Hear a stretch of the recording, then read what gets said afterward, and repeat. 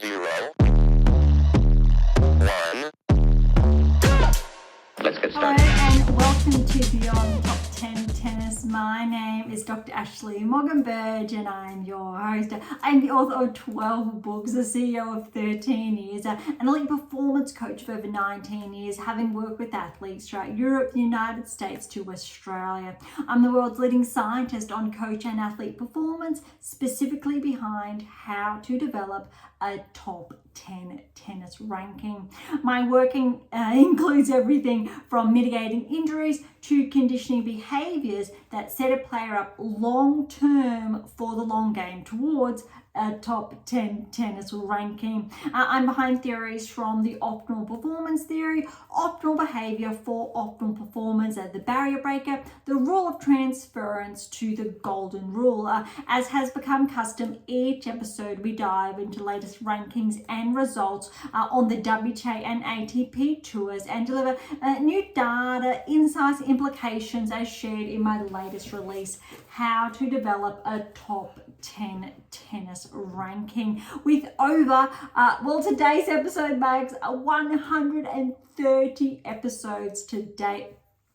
Today's topic plays its own role, like so many other episodes, in developing the player, parent to coach for that road ahead towards a top 10 tennis ranking. So as always, buckle in and enjoy the ride. Welcome to episode 130. Oh my goodness, how far we've come. I remember when we started our dual, if you like, via audio feeds around the French Open this year. It was around, I believe, episode 88. Wimbledon, I think, was 99, 100 thereabouts. US Open, more later that after that. Olympics in between. Oh my goodness, have we had a jam-packed year. So much so to celebrate this year with, obviously, WTA Finals now done, which we are going to get to. ATP Tour Finals underway this week. My next release will be out in time for Christmas. I said wind back just over 12 months ago or around there about this one, How to Develop a Top 10 Tennis Ranking, as my latest release, although that obviously was about 11 months ago, that did come out, roughly.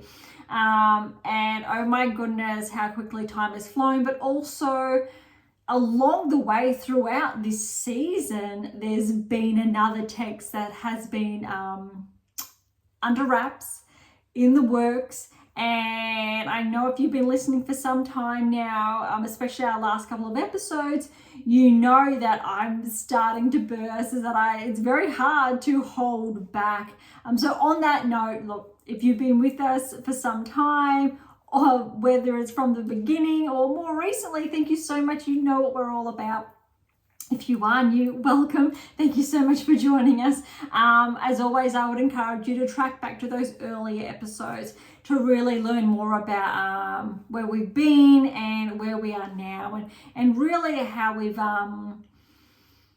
shared more of those scientific implications earlier on with that language, and the language that is often used to I think, broaden that impact of understanding. So really how it applies to your own game, whether you are that player, coach or parent, or any one else really out there with an interest on the current, I think, rankings results on the respective tours. We've had a bit of a reshuffle, you would have noticed then in the background. They are all of my books to date. Some of them are still with the original covers. Others are with those updated covers, just to give you a peek of all the work that has been, underway over the last, this year, almost 8-9 years. It's absolutely extensive. I believe, to the best of my knowledge, this is the most extensive work ever undertaken across the tennis landscape. It's the first of its kind that has reached this many texts, that has essentially built an entire framework for the next generation, whether it's now or moving forward. And I think on that, it's really, I'm very excited to share this next release. I'll share a little bit more from what I've touched on in previous episodes. It is piecing together that framework. What I mean by that is that rather than being a standalone text, it has standalone information, so key material throughout. But what this new book will do, and what it does, is that it pieces together episodes dispersed around here, Beyond Top 10 Tennis, chapters dispersed from the What Is Your Game Missing series, the Secrets to Optimal series, and pieces that all together from different levels to different stages that you need to follow. Where's your point of inception that we've talked about previously? For more on that, visit AM8 International. And it's really tightening that framework whilst also offering you room to pen your thoughts. So room to keep you accountable each and every week. And it has been an incredibly arduous process in fine-tuning all the charts that are essentially embedded in this new release. It's probably, it's not quite 50-50, but there's definitely a good, say, 25% of this next release is purely charts, chart work for you to fill in, whether it's a daily, but it has to be weekly. And more or as excitingly, that there's so much in this next release is that there will be, I'm trying to be very careful with my wording here, but there will be a secondary book to this one. I will say that, but I won't share too much about that yet. But there will be an additional text that you can use in conjunction with this one. So you'll have the option to have two or the one. The one will work by itself. But if you really want to get the most out of it, and to build on, I'll say that 25% I just touched on, that other one will come into play. So I'm especially designing that as we speak as well for you, for all of you out there. And it's something very new that hasn't been done yet, but it was the time had arrived to build this and to integrate this into, essentially, if you like, this body of work, because again, this will be number 13, but specifically I'll say 12, because there is that one fictional release that I've written in there, but this one will be a bit of a map, if you like. It's your pathway, your tool to navigate all of this work, and in conjunction with plan, so towards that top 10 tennis ranking. So it's really bringing everything together. It's never been available before, nothing of its kind or of its sort. I definitely wish that when I was in your shoes, irrespective of what level you're at, I had this information, these tools at my disposal to be able to utilize, to be able to track my metrics, my performance, whilst learning, upskilling, understanding how to have those conversations with my coach, how to plan specific tournaments and those results, the goals in there. And there's so much more to learn about, or in this text, to in a player's shoes, to learn about yourself, myself, then, and everything that's incorporated in that, knowing every single week's strengths, weaknesses, and being able to pen that, but then able to have those conversations with the coaches, the parents, the broader team that are involved. It's very versatile, whether you are at that developmental level, high performance, or you are inside the top 10, there is room for everyone. But as I've done in a lot of my texts, again, since it is very multifaceted, it incorporates those different levels. So whether you are that 15-year-old or that 25-year-old, 35-year-old, there is something in it for everyone to be able to know where to start, how to improve their game, build upon their current level, and so forth. That's probably enough on that, but Typically, you know, each episode I do like to share a little bit of a different snippet of what's been going on, I guess, behind the scenes, or to share or add additional data to provide further context to the conversation. All right, so today, as I've just touched on, WTA Finals just wrapped up a couple of days ago.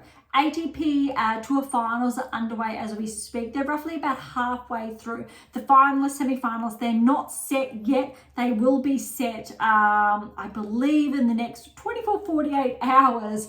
But I didn't want to hold off, similar to last week's, how we went through with last week's episode, opposed to holding off. So we will get up to speed on the WTA Tour Rankings Finals, how that obviously unfolded. But key data implications that suggested it's not very surprising at all. All right, so WTA Tours over here, ATP Tours over there.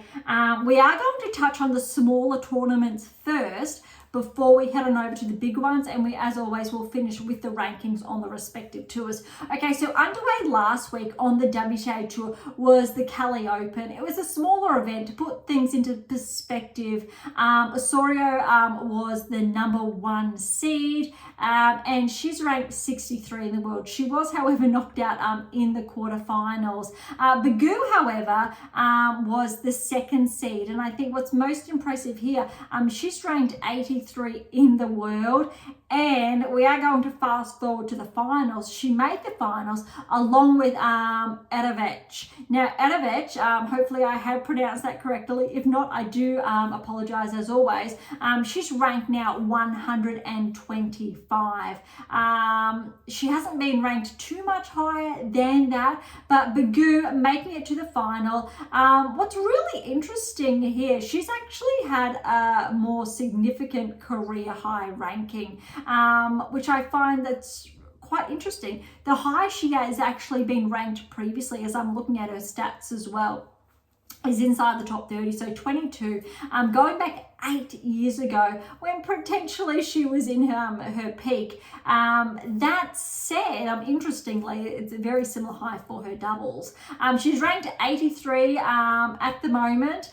She has, well, up until last week, she had 4 titles to her name. And again, most excitingly, she has added to that. So now she has 5 titles to her name. Most importantly, because she took home the title at the Cali Open in Colombia. 6-3, 6-3 win over Swiatek. Now, obviously, Swiatek, she has been tracking or thereabouts around that 120, 125 range where she is now. She's been obviously had a bit of progression, etc.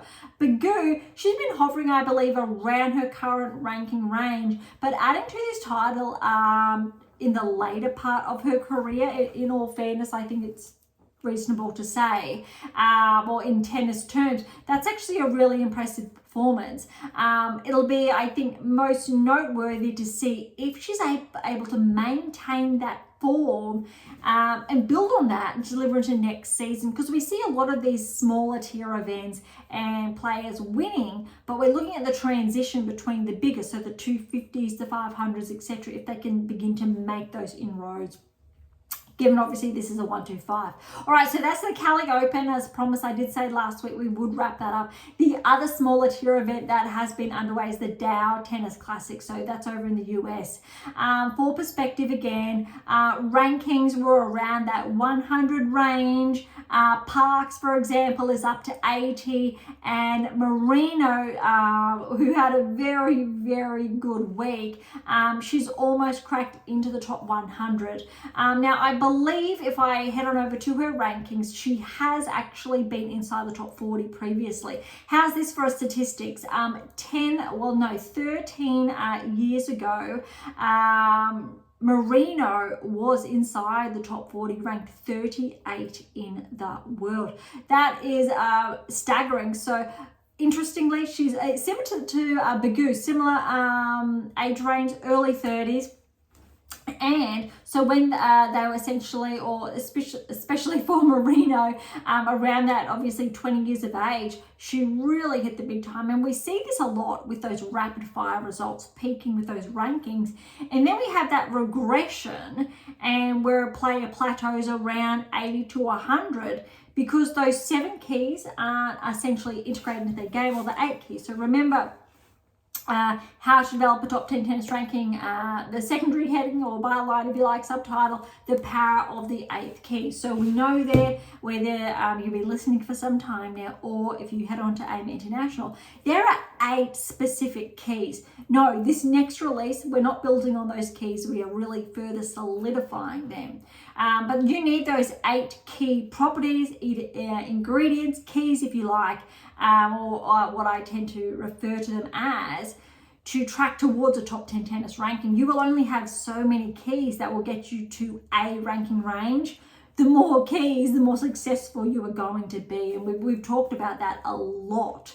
And there are direct correlations. But what we see from a player, similar to Berge as well, and Marino now, is when you've had a ranking high around that top 50, top 40, you're most probably got about 3-4 keys into your game, maybe 5 if you're lucky. But what happens if you're unable to progress further and you stagnate that performance, you're going to regress further. And those 5 keys become susceptible to those 4, then 3, to maybe 2. But those keys are so good. They're so impressive. Even that 1, 2 will get you inside the top 100 if you're able to maintain these keys. Obviously, the less the frequency, the lesser the rate of application, the lower the ranking. Lower outside the top 100, outside the top 200. You integrate these keys into your game. Top 200, here we come. Top 100, here we come. More keys, top 80 in the world. More keys, top 50, and more top 30, top 20, top 10, Grand Slam wins, etc. More Grand Slam wins, etc. It's very exciting. But especially to underscore that, I should highlight the longitudinal analysis that I've conducted essentially over the past going on 12 plus years of the best players in the world. And you're looking at time periods when Federer was at his peak, Nadal was at his peak, Djokovic was at his peak, Murray's in there, Wawrinka's in there, Del Potro's in there. When Serena was at her peak, Venus, thereabouts, or I believe was just coming off that peak in all fairness, still inside the top 10. And Kerber, even though recently retired, we've got overlaps with Barty, Osaka, even though Osaka's still active, but when she was winning her Grand Slams, before Swiatek won, how our data was able to pinpoint her as winning. So we built this predictive analytics modeling, or I did, and how we know or knew the likes of Sinner, Alcaraz, even Korda, Mazzetti, Draper, how they've been tracking Medvedev, Zverev, all these players in there. And again, it's really exciting and rewarding to be able to say that this is the first study of its kind, but I feel like study doesn't do it justice, because it's an entire framework that's been built out of that to give you the tools to know how to develop a top 10 tennis ranking, how to achieve a top 10 tennis ranking, and what you need to do on a daily basis from a technical standpoint on court, yourself as a player with your coach, to succeed. And this is just as applicable, or even more so applicable, to players who are currently inside the top 20 or top 10. If you want to stay there, if you want to maintain a hold of the 8%, for those of you who are not familiar, that's in the latest release, where I was able to uncover the differentiator between the 8% and the 2%. 8% of the top 10 will stay there every season, 2% will regress. And why I've said over and over again this season, it's a very big anomaly. We've had a lot of ranking changes, which we will get to later on, but why certain metrics were not adding up because of these anomalies in place. But this next release will touch on that slightly. All right, that's just a little bit more of a window of insight into that. All right, so that's all really on the WTA Tour in respect to obviously the Cali Open, and we've just touched on, and I've just moved away from the screen.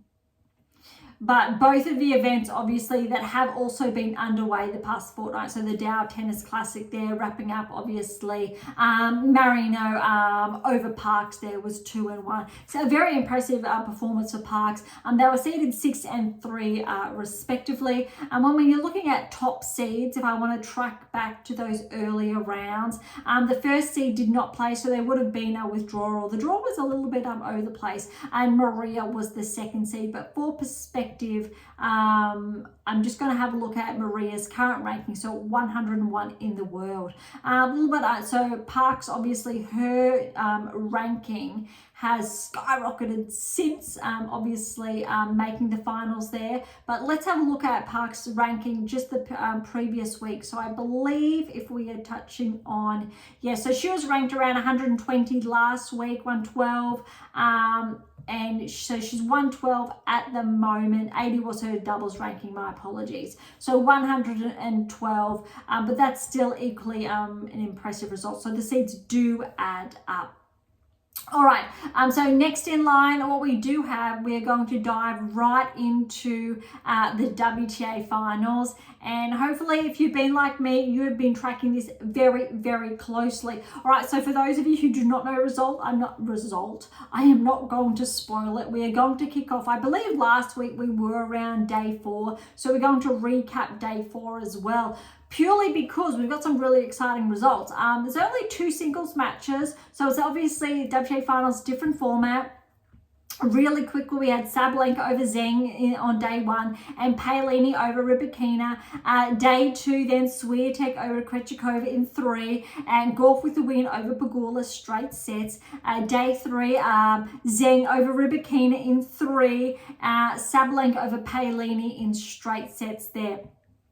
All right, so day 4, Pegula fell to Krejcikova, straight sets. What I really like about this, Krejcikova performed and has been performing exceptionally well for the WTA Finals. And it really reaffirms why she should be there, why the rankings have been slightly skewed. Now, I do believe Kazatkina was one of those players that said it should be the top 8 in one of her, I think, interviews, for example. She was the alternate, and we know she filled in after Pegula did withdraw due to, I believe it was an injury. Krejcikova, as far as the rankings are concerned, she should be there. No other, there is other players, but Kazatkina, for example, did not make the round of 16 of a Grand Slam this season. And that really underscores why Krejcikova should be there. Krejcikova actually made the quarterfinals, I believe, at every Grand Slam this season, or 4 of the 5, so including the Olympics there. So I think it was 3 and the Olympics when you're looking at the last 8 standing. Really impressive. And I think the only other player to do so actually round 16, not the final 8. The closest we have is Gauff to that. And I've touched on why Gauff's been underrated all season. Yes, Swiatek obviously has won a slam, but she's got 2 third rounds in there, obviously, plus further at the US.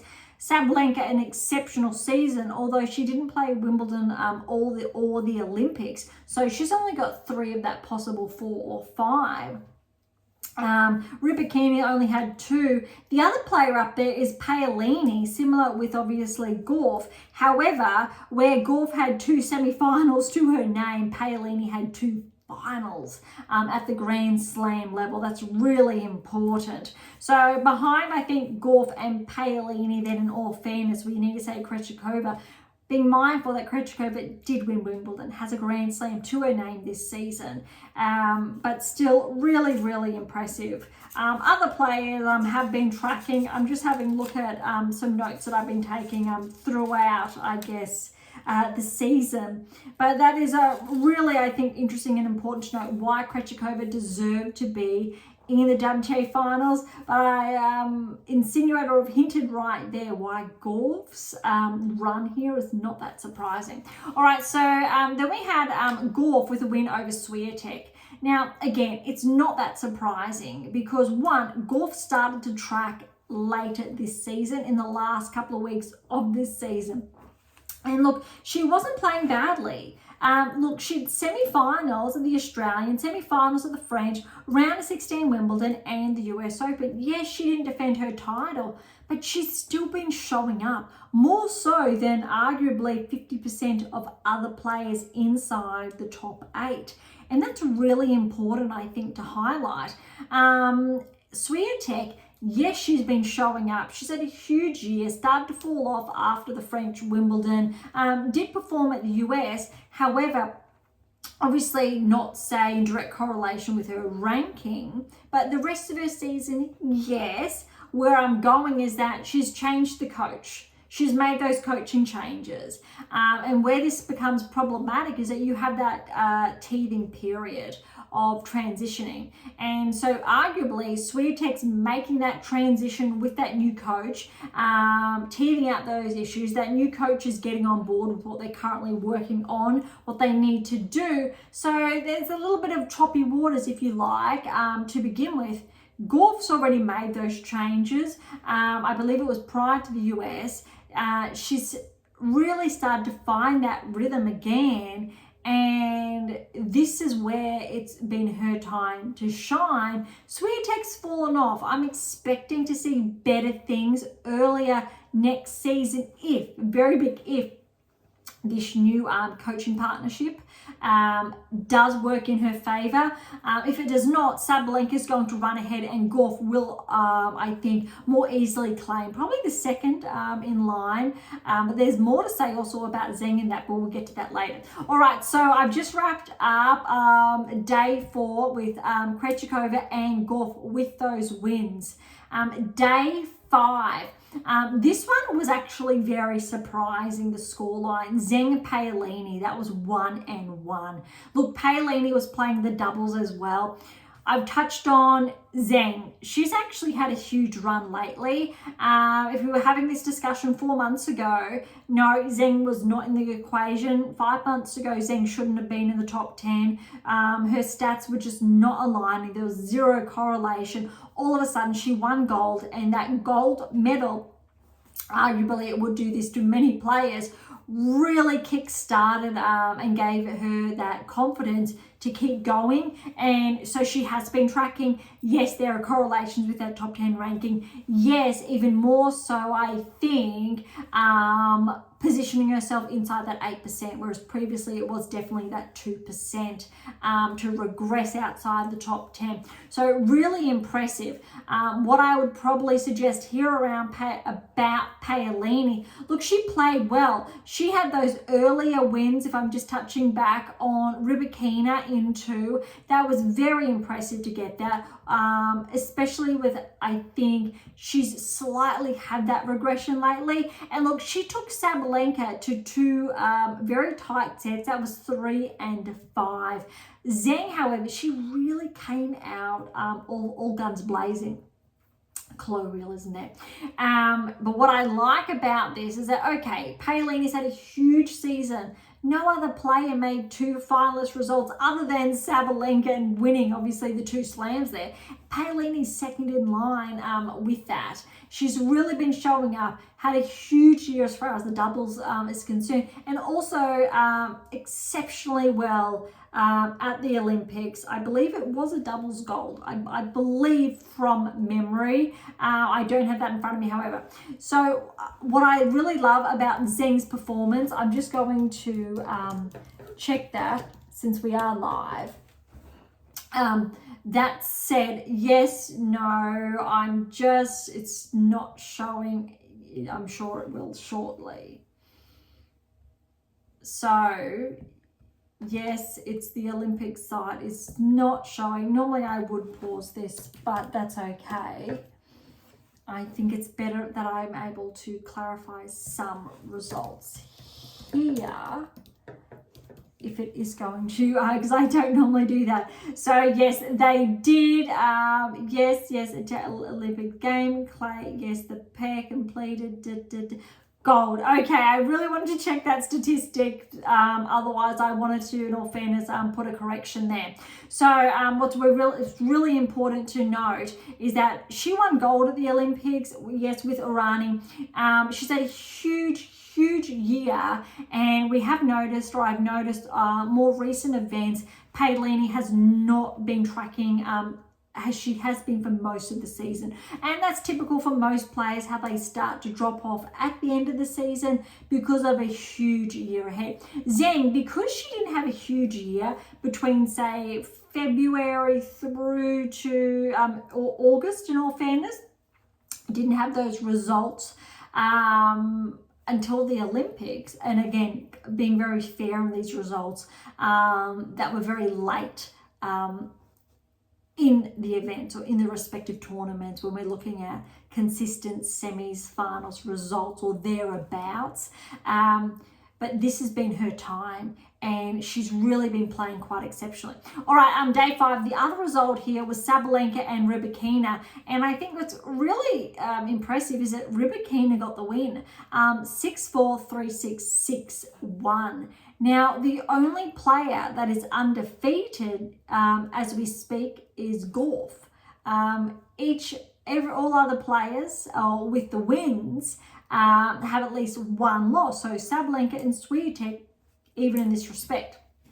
Paolini, I believe this is her first loss as well. Pegula obviously has had more losses. Rybakina, this is her first win. I'm just going to have a look back because she lost, yes, to Paolini and Zheng. Yes, I'm just checking there. So there were different, I think, statistics for each respective player, but I do have, there's a reason why I'm bringing that up, and some of you, I'm sure, already know why. But look at this, being able to push, I think, Sabalenka to 3, it's not that surprising. What's really interesting is that Rybakina hasn't played since the US Open, I believe, and even then it wasn't, say, a stellar result. I believe it was a second round exit. So she's had a lot of time, I think, to recover, to work on her game, health, etc. But 6-1 in that third set against Sabalenka, that is problematic, I think, in a really good way. So Rybakina knows how to cause problems for Sabalenka. And that, I think, can be very, very interesting moving forward. What's even more interesting, I think, is that if Rybakina can do the same for Swiatek consistently, if Rybakina does that next season, I'm not going to be surprised if she picks up another Grand Slam. But let's remember, Paolini did get the win over Rybakina, so Paolini's positioned for a Grand Slam as well. Zheng, with her run at the end of this year, you're not going to be surprised if she does collect in Australia a Grand Slam, which is going to be very huge and significant. But as you can see, with how these players are performing, there's a number up for contention, including Gauff. It's really exciting, but more, I think, accurately, we're going to expect of these players more quarterfinalist results, more semi-finalist results. And when we're looking at Sabalenka, absolutely, yes, we know the season she's had. But Rybakina, she's had a quarterfinal and semi-final. She can build on that. Paolini, oh my goodness, she's had a huge year. Let's see if she can build on that.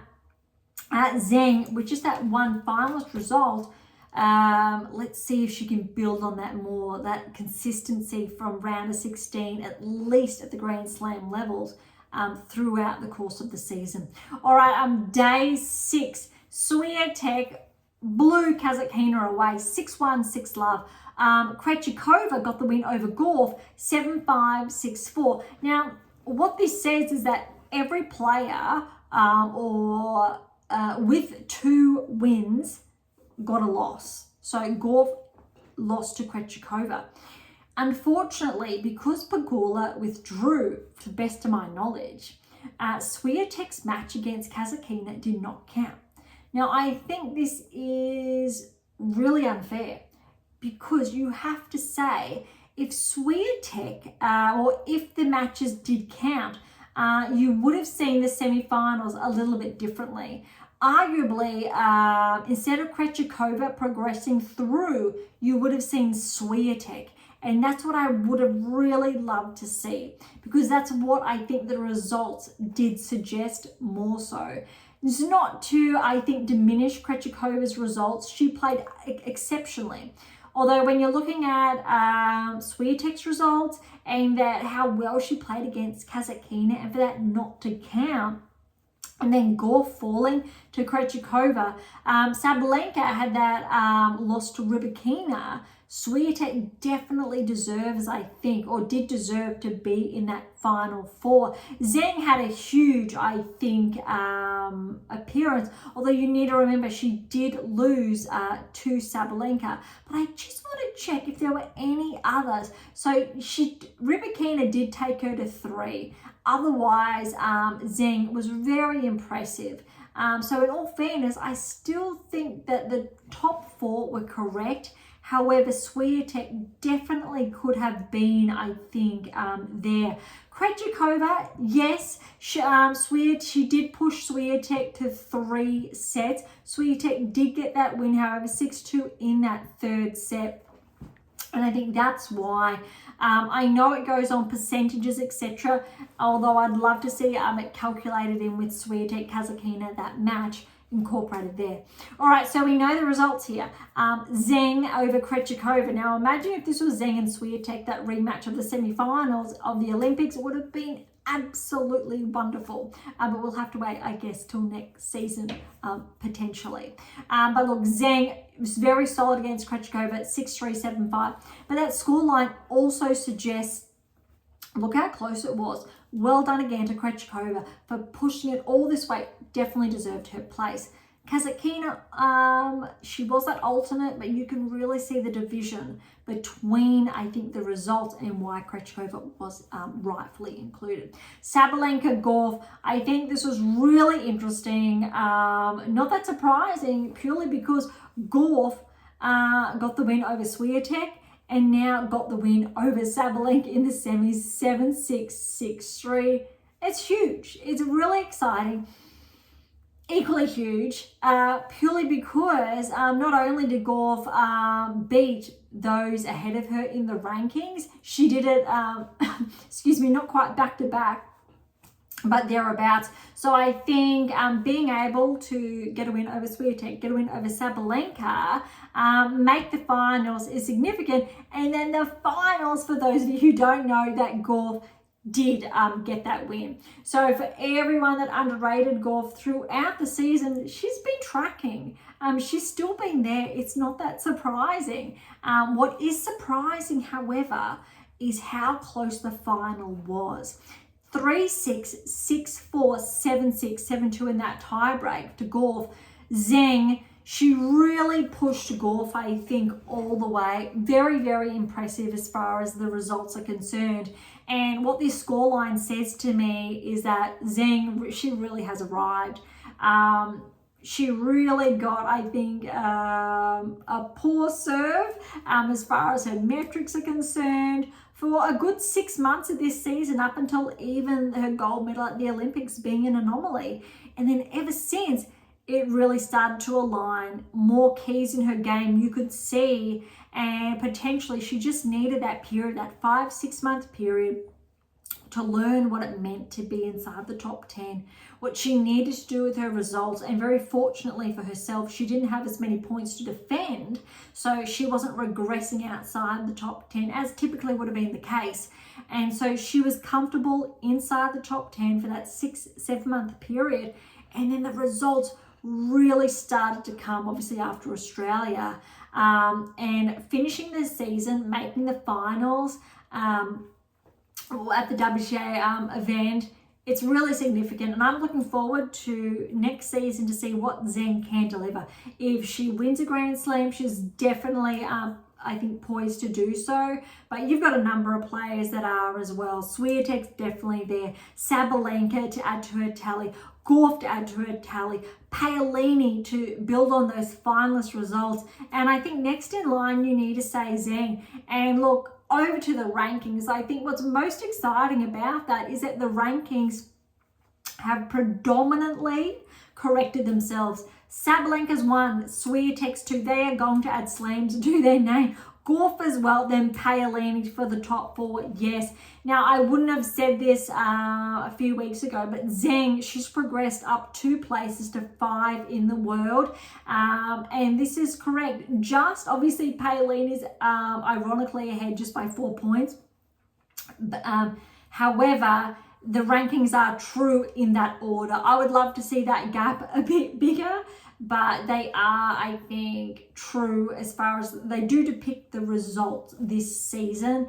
Paolini's and Gauff's been dispersed throughout. Sabalenka predominantly in the later half of the season, even though she did get Australia. Swiatek really dominated, I think, that first half. Sabalenka the second half, more so than that first half.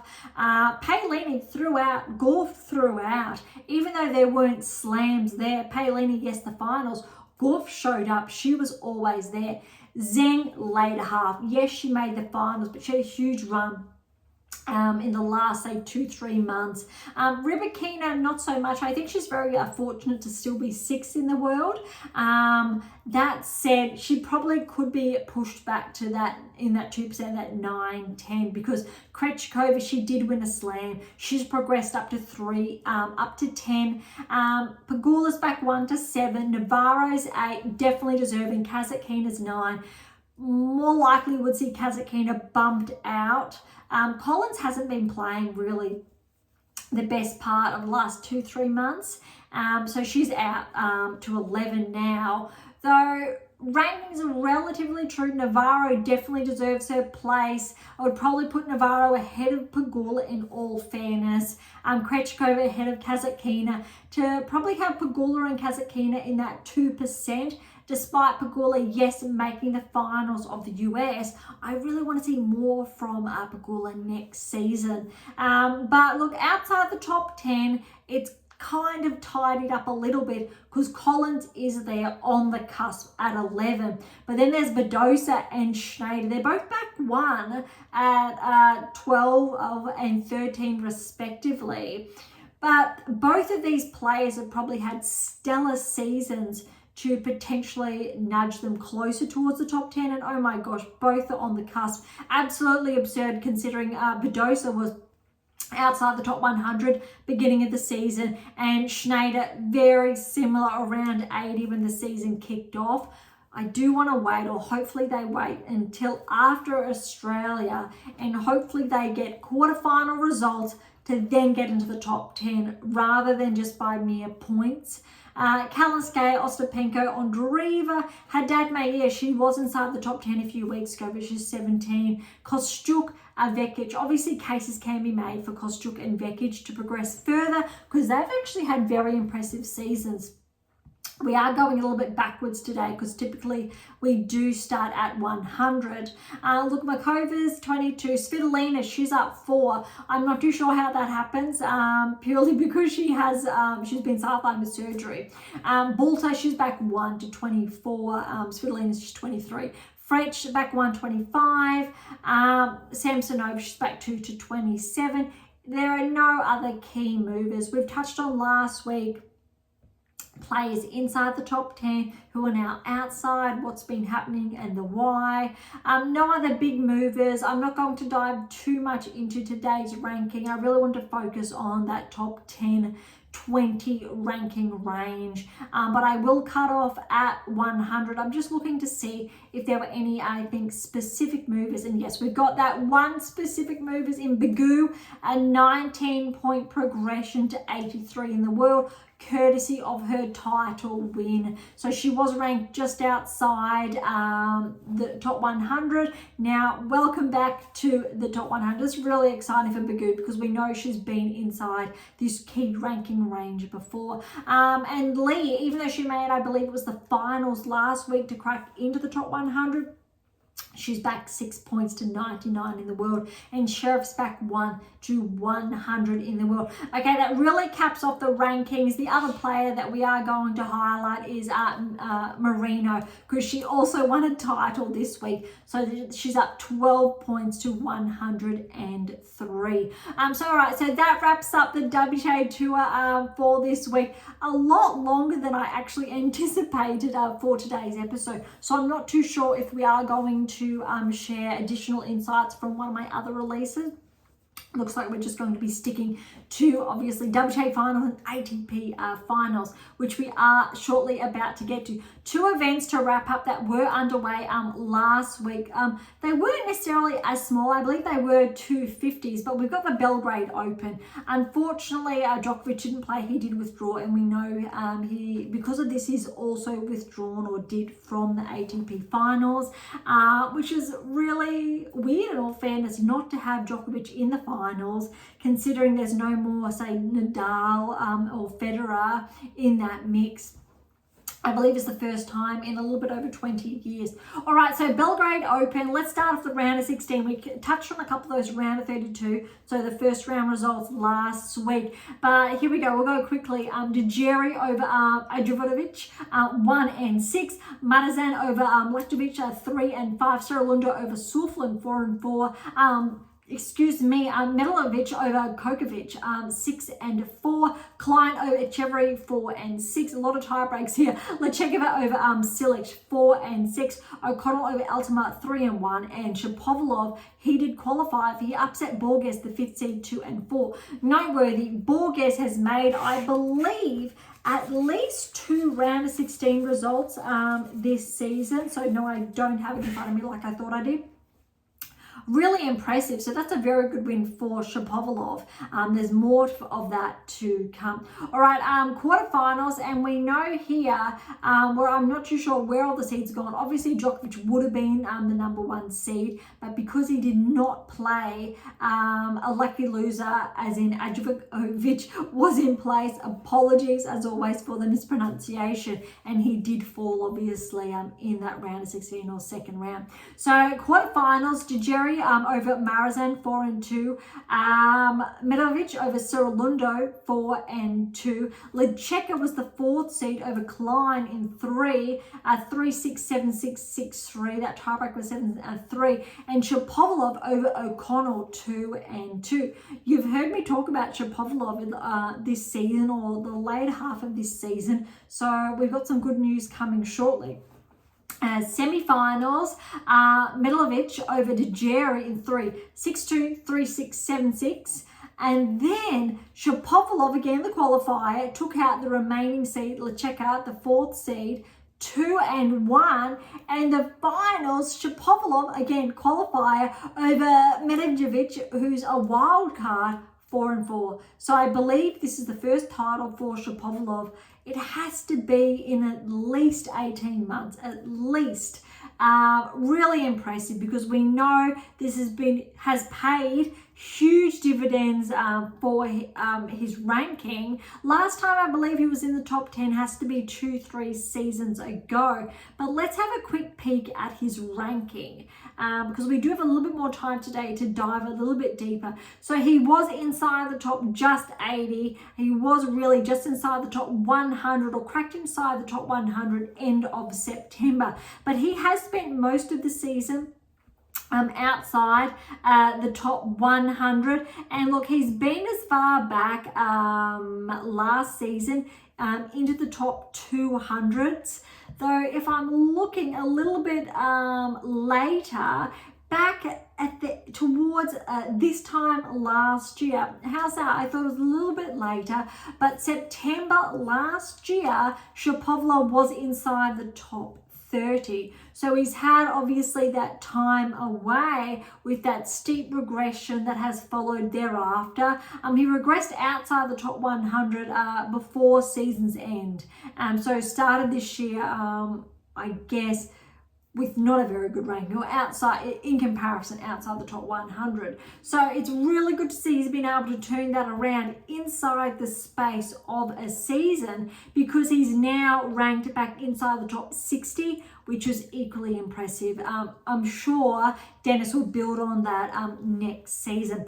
All right, then other event that was underway throughout the week was the Moselle Open. Noteworthy is that Rublev was the #1 seed, and he is in action also this week at the finals. I believe Rublev was or is the only player, no, Rudd also, that was in action. But how's this? Round of 16 will kick things off at. Rublev got the win over Sonego, 7-6, 7-5. Mute over Struff, 7-5, 5-6, 6-3. Norrie over Van Ash, 6-3, 3-6, 6-1. Bergs over Gaston, 4-5. Michelson over Gasquet. I believe also this was Gasquet's last match. We could have touched on that last week, so I won't dive deeper. 6-7, 7-6, 7-6. That's brutal. What a huge match for Gasquet to go in 3 tie breaks. Just the last, I guess, hat tip for Gasquet. Huge player, I think, especially seeing him on court with Federer with both one hands. It was really exciting. He will be missed. All right, Bu and De Jong, 4-6 to Bu. Howes over Herbert, 6-1, 4-6, 6-3. And then Bonzi, the qualifier, upset Rudd, 4-4. So that's noteworthy. Rudd was the second seed. Rublev progressed to the quarters. Rudd fell round of 16, or second round if you like. But then when we're looking at the quarterfinal stage, Rublev must have withdrawn because Mote has progressed. Norrie progressed over Bergs in 3. Michelson over Bu in 3. And Bonzi, the qualifier, straight sets over Howes.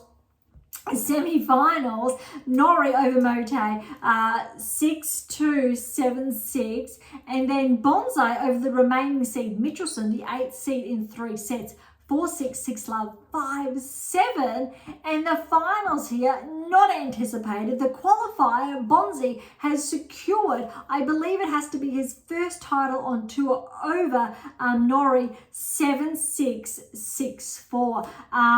That definitely, I think, was not anticipated. But what's, I think, noteworthy is that Bonzi has been ranked, I believe, inside the top 50 previously. And that's what's, I think, well, very surprising actually, because he's ranked just outside, or just inside, sorry, the top 80. But he did have a career high just over a year ago, but he has regressed since then. But this is his first title on tour. Really cool to see. Always when players win their first title, let alone obviously add to those tallies. Very excited. All right, let's head on over to the ATP Finals here. Keeping in mind, Rublev withdrew and Rudd fell early. Rudd's got some very impressive results this week. Rublev, not so much. All right, so we know Djokovic is not in the ATP Finals. We are in Turin, still underway. We're around a bit over halfway through. All right, so day 1 action, Sinner, De Minaur. Great to see De Minaur make the final 8. Definitely deserving. And yes, irrespective of Djokovic, if he did or did not play, Alex would have made the cut. But because Djokovic did withdraw, that's why Rublev got that space. And we know, as far as the Grand Slam metrics are concerned this season, Rublev has not lived up to those expectations as a lot of other top 10 players have done. All right, Sinner was too good for Alex on day 1. We know the form Sinner's been in, but we also know Alex has been playing well, but we also know he's coming back off that injury and rehabbing that as best as he could or can do and finding that groove. Hopefully after the finals, he has a good couple of weeks, 4 to 6 weeks, to just take it easy and reset for next season. But look, Sinner over Alex, 3 and 4. Then Fritz over Medvedev. A little bit surprising, but you know, they're seated back to back. Medvedev 4, Fritz 5. But Fritz, he's really been able to build on his performance since the US Open. 4 and 3 over Medvedev, huge. It's really surprising actually, because Medvedev is typically really close in the runnings, and not many players have been close to, say, Sinner, Alcaraz, Djokovic. It's always been Medvedev. Then Zverev showed up this season really being close. Really, I think, having his arguably potentially best season ever. And then Fritz is also having his best season ever. He's had wins over Zverev, and he's on a new career high ranking. And at the beginning of the season, when he regressed outside the top 10, came back inside the top 10, it was really touch and go if he was going to be able to maintain that peak, or, as I previously discussed, have it in cycles, which typically we've seen of Fritz. But for some reason, since around the French Wimbledon, he's been able to maintain his level of play to build on that baseline, that next performance peak, which is really impressive. I'm looking forward to already next season to see what Fritz is capable of, if he gets another final, or who knows, a slam. Arguably, potentially no, with the current mix. But if he keeps going from strength to strength, you can't discount him. Medvedev, look, he hasn't had a successful season to his standards, but he's still been playing exceptionally well. Is he capable of winning another Grand Slam? He definitely is. All right, day 2, because again, only 2 matches per day. Why? I have no idea. Potentially they're in the evenings and they're just evening sessions. I'm not sure. If you know, let me know. If you do listen to this, I guess inside the next week.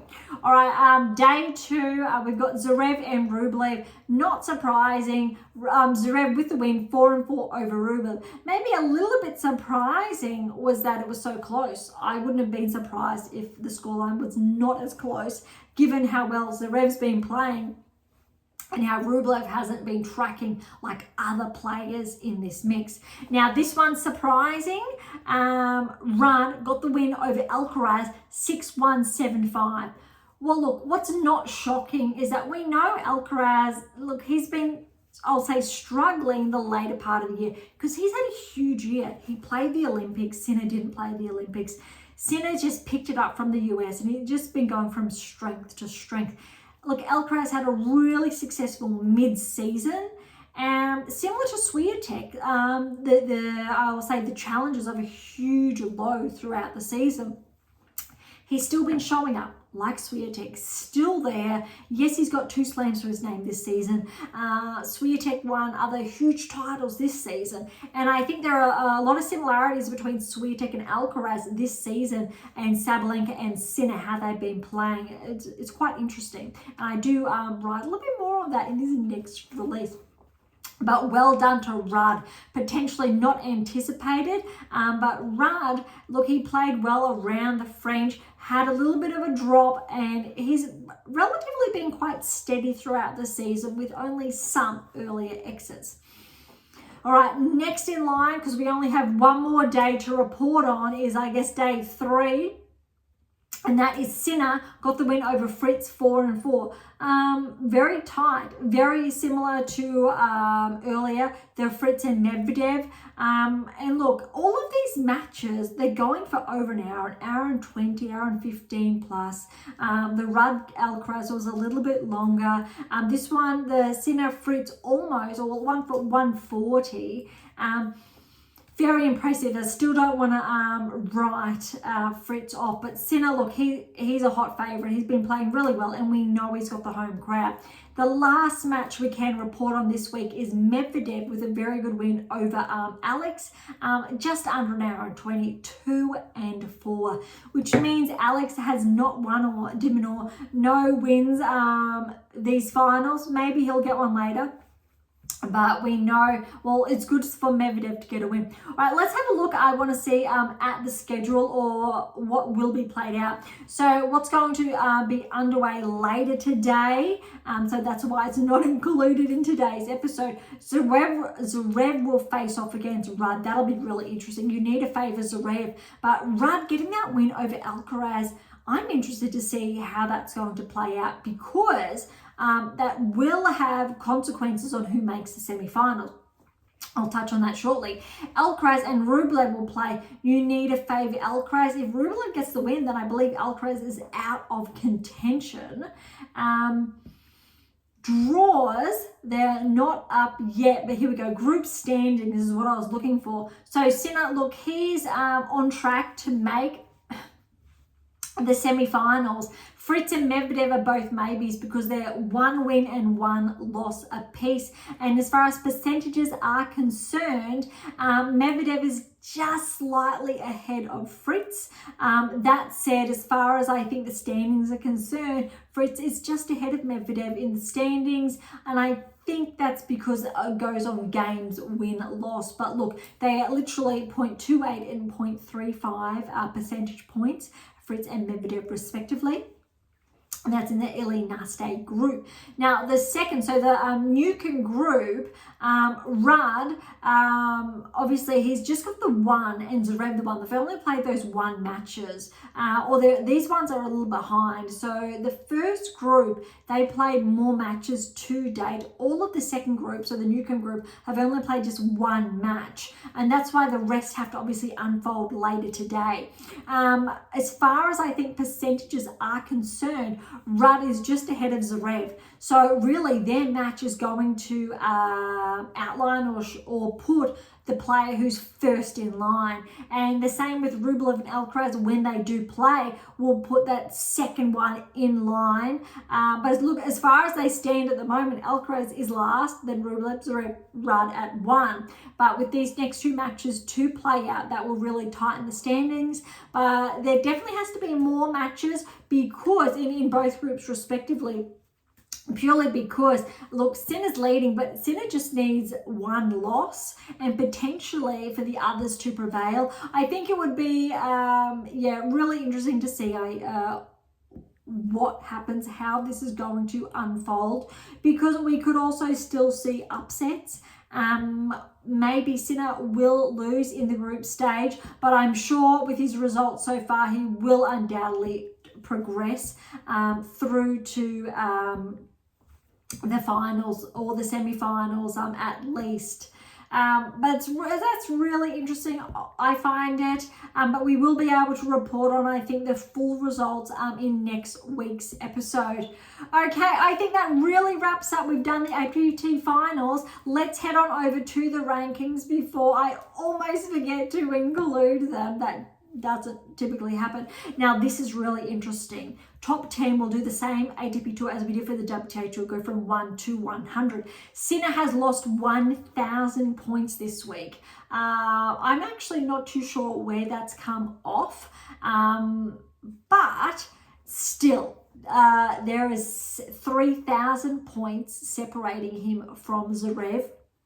Zverev is actually ahead of Alcaraz by not quite 1,000, so around 600 points, but still enough of a margin. That said, if Alcaraz does do well in the ATP Finals, he most likely will get the number 2 ranking back. But it looks like at this stage, if Zverev's holding up his end of the bargain, he's going to end up at 3, or the rankings will remain.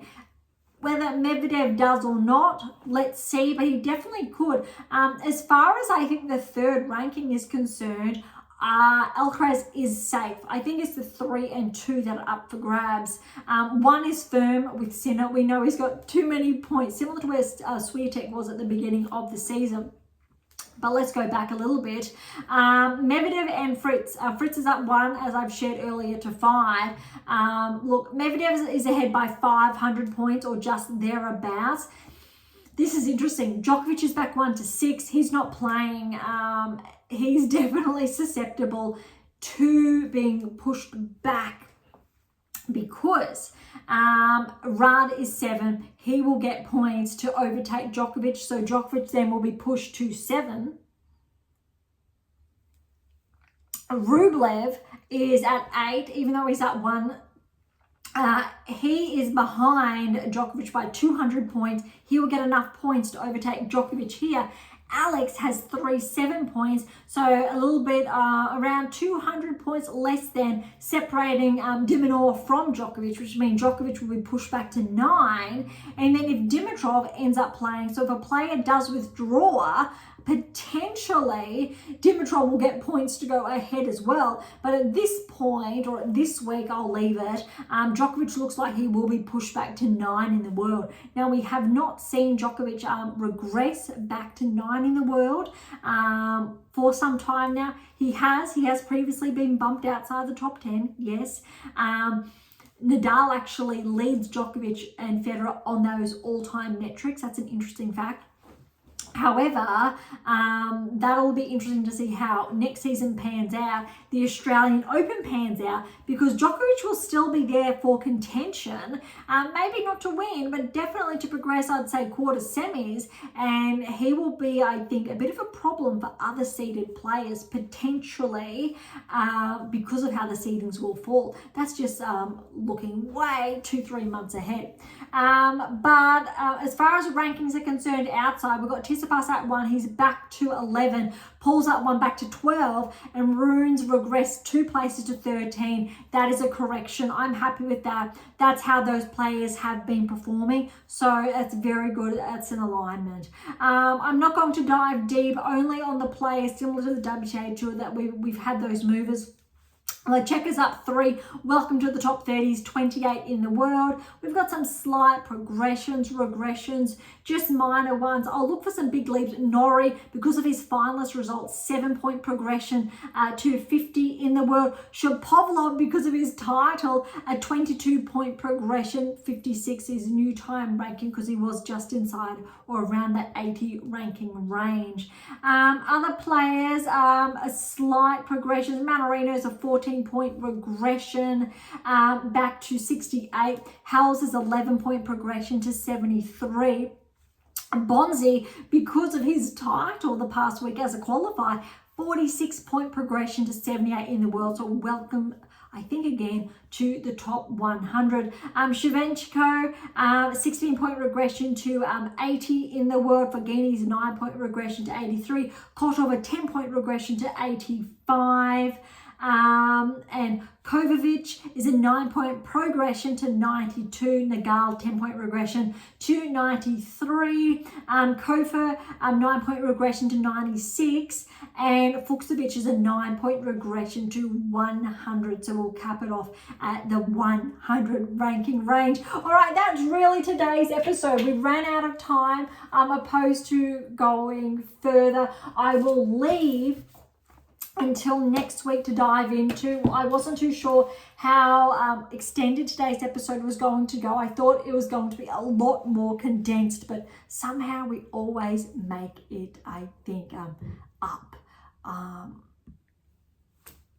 I don't have the answers there. No, I do have the answers. It's because there's so much data always, additional insights to share. And I think if I'm having a lot of fun with you, I can just keep sharing more and more. And it was just one of those days, wasn't it? Look, thank you so much for joining us. If you are new, I think today's episode was a little bit different. So I would encourage you to listen to other episodes. If you've been with us for some time now, again, thank you. Hopefully you appreciated or enjoyed a little bit of a change of pace in today's episode. But look, to grab a copy of any one of those books that you can see in the background there, head on over to AM8 International or Amazon. You'll find them all there, irrespective on AM8 or Amazon.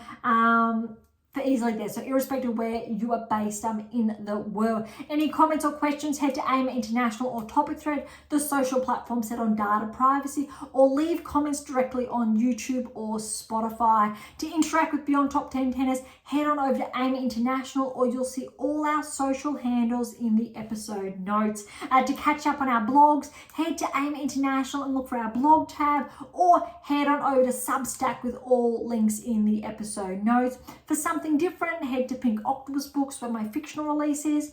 For something left of field, visit Sabrook for some random polls. And of course, if you enjoyed today's episode, please subscribe, like, share, and all of the above would be absolutely phenomenal. For those of you who are interested, we do have scholarships available on AM8 International, as well as options to work with me exclusively to optimize your performance and to nudge you closer towards that top 10 tennis ranking. So as always, don't be shy, come and say hi. All right, on that note, thank you so much for listening. I'm so incredibly grateful. I am your host, Dr. Ashley Morgan Berge, and this is Beyond Top 10 Tennis, and I'll see you next time.